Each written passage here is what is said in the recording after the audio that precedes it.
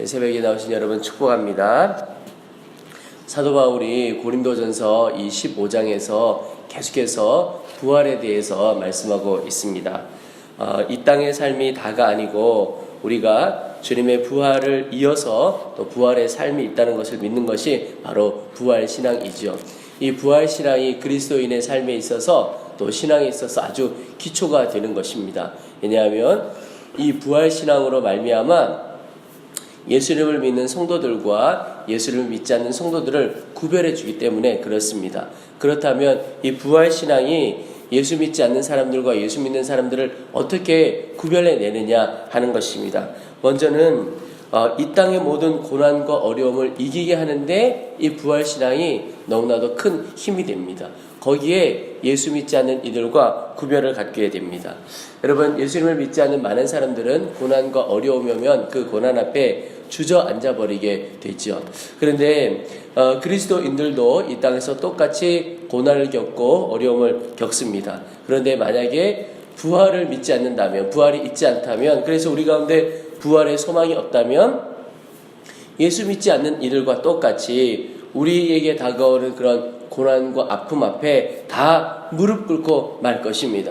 이 땅에서는 그냥 절망과 낙심밖에 없다는 것이죠. 그런데 부활을 믿기에 이 땅에서 고난과 아픔을 다 견디고 이겨낼 수 있습니다. 왜냐하면 이 땅에서의 삶이 다가 아니고 영광스러운 부활의 때가, 하나님께서 모든 것을 영광스럽게 바꿔줄 때가 있다는 사실을 분명히 믿기 때문에 그렇습니다. 그러니 이곳에서는 내가 고생하고 어렵고 힘들다 할지라도, 그러나 이것을 씨앗 삼아서 하나님께서 놀랍게 바꿔주실 그때가 있음을 믿으면 오늘의 고생 이겨갈 수 있게 되는 겁니다.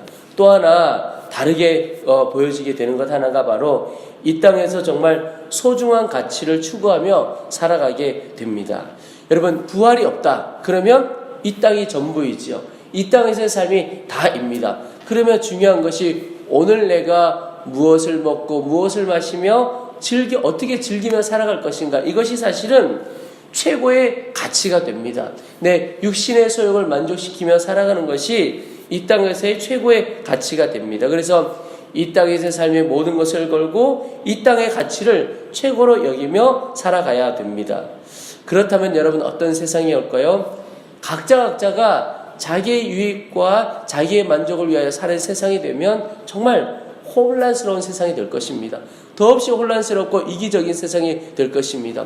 우리 사사기에도 보면 처음과 마지막에 결론이 뭐냐면 그때 왕이 없었으므로 사람들이 소견에 오른 대로 행하였더라. 그 말은 자기 마음대로 자기 뜻대로 살아갔다, 이런 뜻입니다. 그런데 그 사사시대가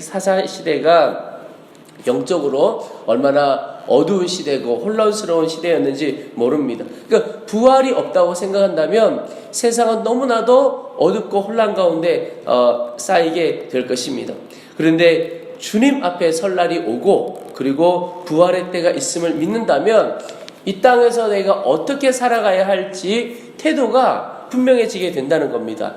진짜 중요한 게 뭐냐? 오늘이 아니라 내일을 바라보고 오늘의 육신의 소욕이 아니라 영적인 것을 추구하며 살아가게 되는 거죠. 지금 내 손에는 아무것도 없다 하더라도 정말 소중한 가치를 붙들고 살게 되는 것입니다. 이것이 부활의 때, 미래에 대하여 눈이 열린 사람, 소망을 가진 사람의 삶입니다.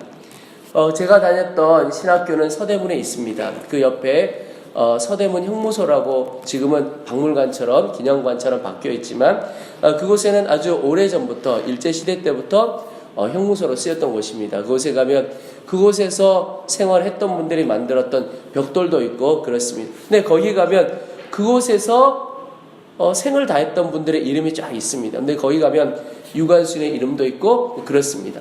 근데 거기 가서 이런저런 것을 보는데 독립운동 했던 분들이 거기서 많이 돌아가셨거든요. 그런데 그분들을 생각하면서 우리나라 독립운동을 하셨던 분들 왜 그 고생을 감내했을까?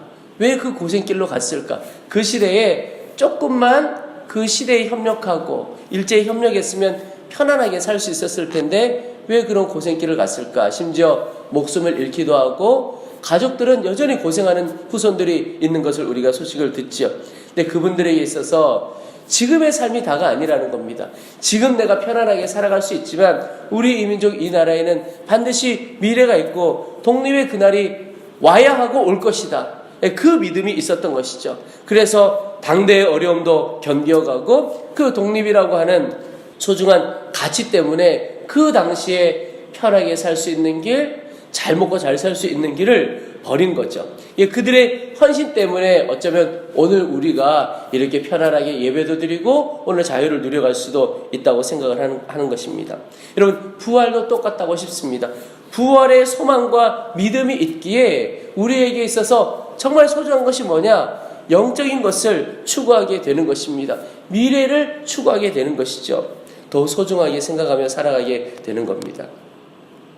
고린도 교회에 부활이 없다고 하는 이들이 있었던 모양입니다. 우리가 계속해서 나누지만 영주주의라든지 여러 이단의 영향도 있었던 것 같고 또 육체의 부활이 믿어지지 않았던 사람들이 있었습니다. 그래서 바울이 부활에 대해서 계속 설명하고 있는데 어떤 사람들이 그런 질문을 또 했던 것 같아요. 죽은 자들이 어떻게 살아나며 어떤 몸으로 오느냐? 그러니까 부활이라고 하는데 그 부활의 몸은 도대체 어떤 것이냐? 이런 이야기를 하는 겁니다. 근데 여러분, 오늘 저는 말씀을 보면서 하늘의 지혜를 가져야 하늘을 보는 눈이 열린다 이런 생각이 드는 겁니다. 육신의 지혜를 가지고 영의 일을 이해하려고 하니까 잘 되어지지 않는 거예요. 그러니까 질문이 부활, 그러면 어떤 몸으로 오느냐? 이런 질문을 하게 되는 거죠. 바울이 오늘 그것에 대해서 설명을 하고 있습니다. 오늘 36절부터 어리석은 자여 내가 뿌리는 씨가 죽지 않으면 살아나지 못하겠고 또 내가 뿌리는 것은 장래의 형체를 뿌리는 것이 아니요 다만 밀이나 다른 것에 알맹이 뿐이로되 하나님이 그 뜻대로 그에게 형체를 주시되 각 종자에게 그 형체를 주시느니라. 여러분, 바울이 말하는 이 말이 무슨 말이냐면 나무라고 하는 식물 하나도 보면 처음에 씨앗의 모습이 있죠. 그런데 그 씨앗을 심으면 그 씨앗은 온데간데 없어집니다. 죽게 된다 이런 뜻이죠. 그 씨앗의 형체는 죽고 거기서 싹이 나서 자라서 나무가 되어지고 근데 씨앗의 형체와 나무의 형체는 완전히 다르죠. 그 나무를 보고 씨앗이 어떠했는지 알기가 쉽지 않습니다. 씨앗의 형체는 없어지고 새로운 나무의 형체만 있게 된다. 그리고 각 종자에 맞는 형체가 다 있다. 그 말은 바울은 우리가 존재하는 것에 따라 형체는 다 다르다. 그 설명을 계속 이어가고 있습니다. 39절에 육체는 다 같은 육체가 아니니 하나는 사람의 육체요 하나는 짐승의 육체요 하나는 새의 육체 하나는 물고기의 육체라. 하나님이 만드신 그 형상이 다 다르게 있다라고 하는 것입니다. 그런데 그런 형체 중에 40절에 하늘에 속한 형체도 있고 땅에 속한 형체도 있으나 하늘에 속한 것의 영광이 따로 있고 땅에 속한 것의 영광이 따로 있으니 해의 영광이 다르고 달의 영광이 다르며 별의 영광도 다른데 별과 별의 영광이 다 다르도다.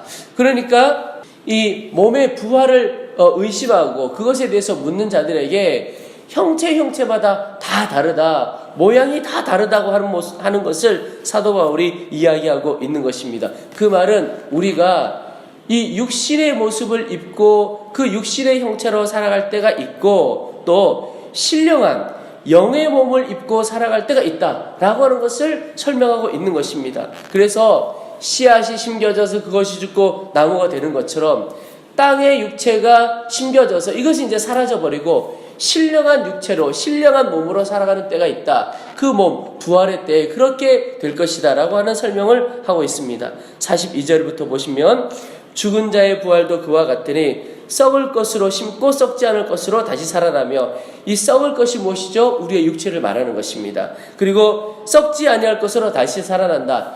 영의 몸으로 살아난다는 것이죠. 43절에도 동일하게 욕된 것으로 심고 영광스러운 것으로 다시 살아나며 약한 것으로 심고 강한 것으로 다시 살아나며 이제 결론입니다.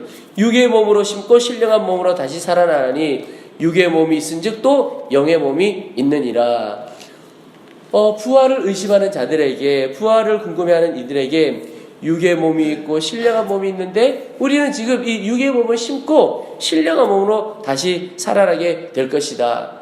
여러분, 우리가 이 땅에서 살아갈 때는 육의 몸을 입고 살아가고 사실은 흙에 속한 자로 살아가는 것이죠. 그러나 이제 부활의 때는 영의 몸을 입고 하늘에 속한 자로 살아가게 됩니다. 그런데 바울이 마지막에 이야기하는 것이 흙에 속한 자의 영광이 있고 하늘에 속한 자의 영광이 있다라고 하는 것입니다. 오늘 49절에 우리가 흙에 속한 자의 형상을 입은 것 같이 또한 하늘에 속한 이의 형상을 입으리라.